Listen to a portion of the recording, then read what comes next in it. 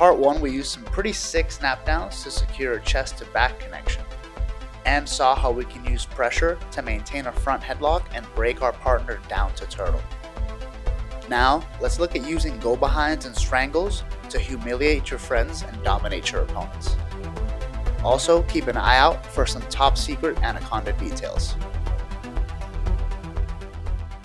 So when I snap someone down and I get chest to back connection, I don't want to be grabbing onto him and like pulling down and trying to pull him straight down, because if he pulls back as I pull down, I could lose everything. The whole goal here is I'm not pulling, I'm pushing, and when he pushes back, then I hit one hard pull. I need to be pushing into him. I'm driving into him. And now when I feel him resisting, I can lengthen my hands out a bit, come off to the side and pull him to his elbows and his knees. I don't want him to be up on his legs, so come up tripod.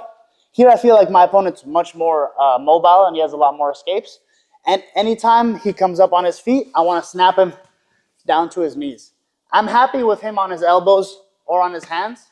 That's okay, whichever one he decides to choose.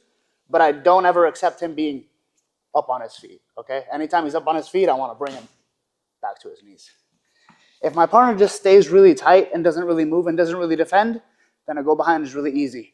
I just replace this hand with this hand, grab his hamstring, make my way around, or I could replace this hand with this hand. Instead of going over the top, I can go arm drag, hamstring, and go around, all right? But that's if my partner doesn't do anything, he doesn't defend the go behind, so we don't need to work that, we need to work against people that are good. When someone's in front of me and they're looking to get behind, if I'm on my elbows, I'm cooked. So a lot of times I'll come up to my hands and I can use my hands to steer myself, get my hips away from my partner so we can't go behind. This is the kind of person we're looking to get behind right now, okay? I'm here, he comes up to his hands. As I'm circling this way, he's circling away. So I can't get the angle.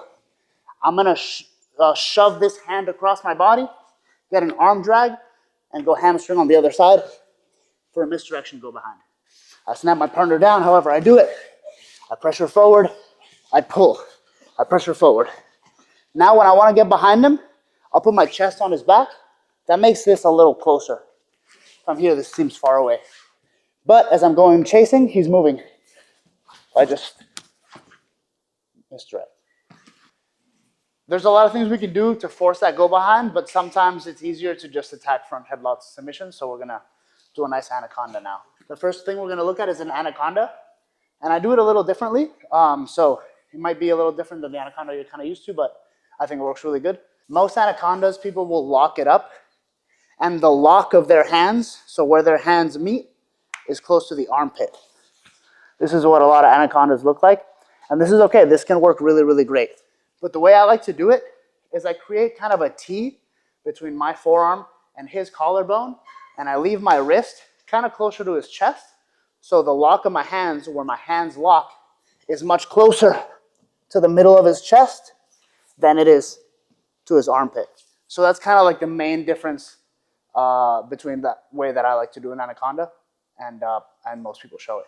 Now, when we're initially trying to set it up, what I'm gonna do is I'm gonna place my forearm, like I said, making a T with his collarbone, and I'm gonna keep my elbow shallow. I don't want my elbow to be super deep. I want it to be shallow and pointing straight up.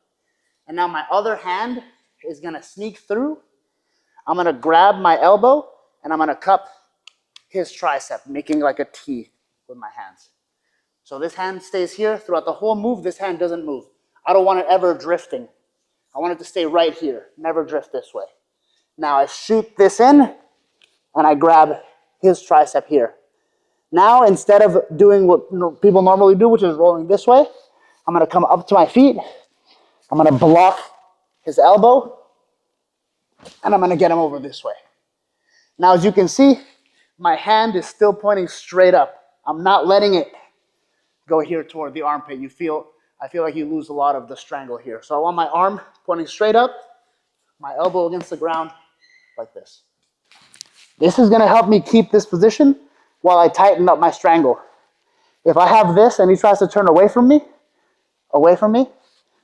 I pull and he can't get away from me.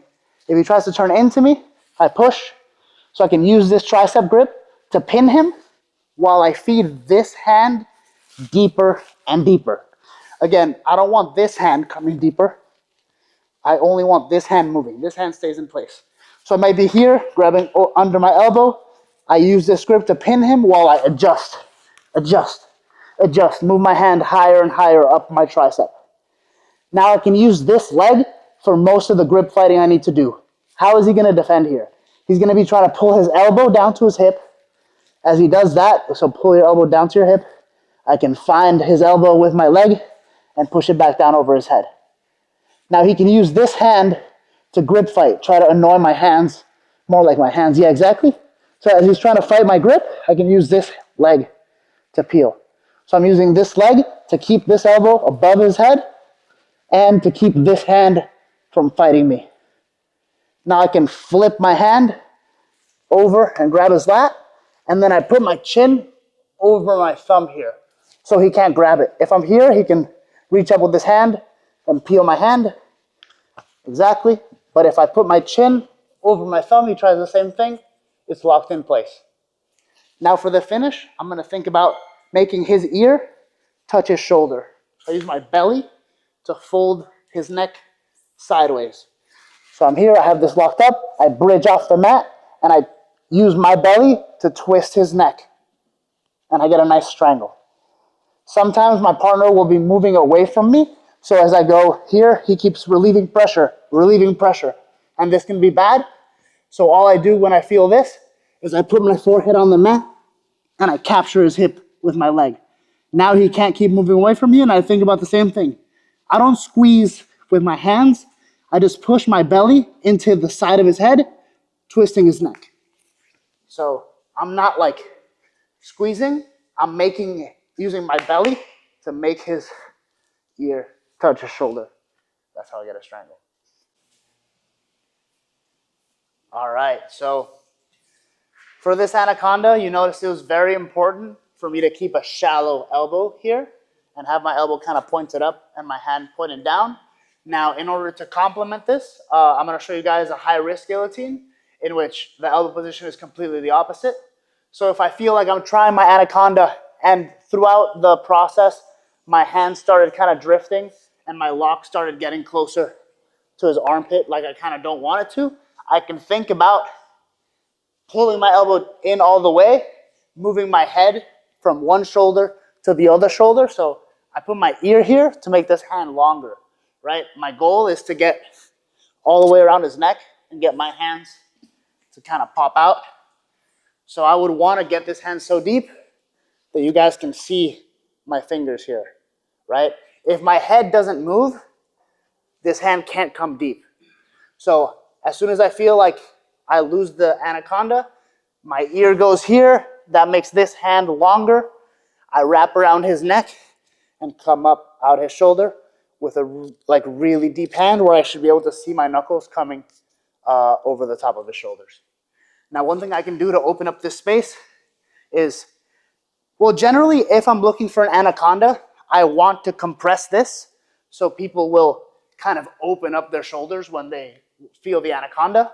So a lot of times I'm here, I can feel them opening up the shoulders, and that gives me this space. But if I feel like that space isn't really there, and I feel like my hand doesn't have a good pocket to come in, I can pop the shoulder here. So I'm here. When I feel like I want to switch to this guillotine, I can pop the shoulder, make space for it, and bring my knuckles all the way out. Now this other hand is going to reach over top of his tricep, and I'm going to try to grab my own elbow. But if I feel like I just can't reach it, I just make a fist and join my fist to my chest. The problem with these variations of guillotine where my wrist is deep is that if I don't have control over this side, he could spin out of it. Yeah, he could spin out of it, right?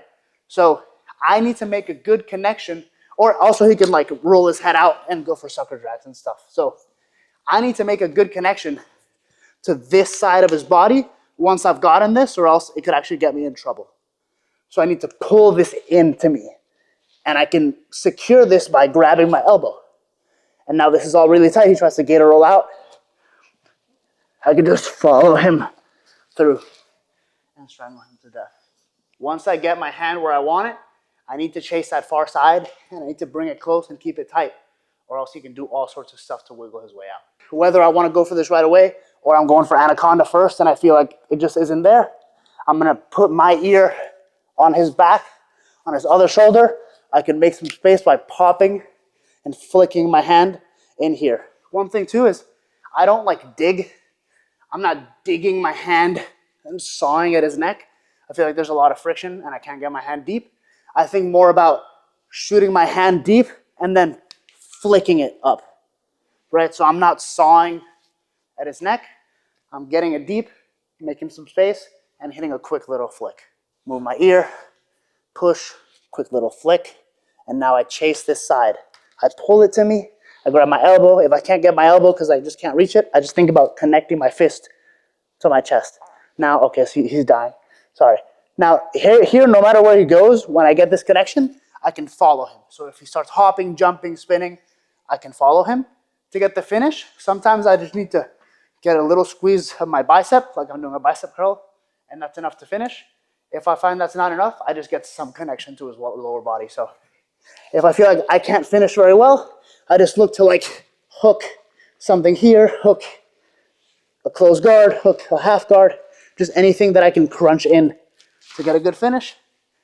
But this is such a strong variation that honestly, a lot of times you don't need it. Like I just think about getting the grip, locking it in place. He's gonna freak out. I just ride it out, hold the grip, and eventually I'll get a good tap. So if we're here, I lock this up, I get it nice and tight, and now Lucio can do whatever he wants. He can go this way, I can follow him. It doesn't really matter. I just wait, and eventually he'll get a good strangle. If like 10, 15, 20 seconds pass, and I just don't get the tap, then chase the lower body with your legs. Look for closed guard, half guard, or something to like crunch it. All right? Good. 1, 2, 3.